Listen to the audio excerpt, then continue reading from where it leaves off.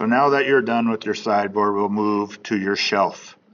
So we're moving to step C, so let's create a new part. So we'll hit File, New, Part, and OK. We'll look at this one from the top view and top plane. When we sketch this, we can go back to using the rectangle tool. And the size of this is going to be 4 inches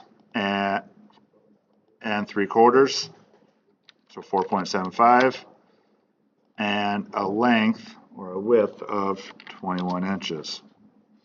After you get that done, you can exit sketch, select your sketch, hit features, hit extrude boss base, and again, this is going to be 3/4 of an inch, so 0.75, and you check mark. On this one, we're going to fillet.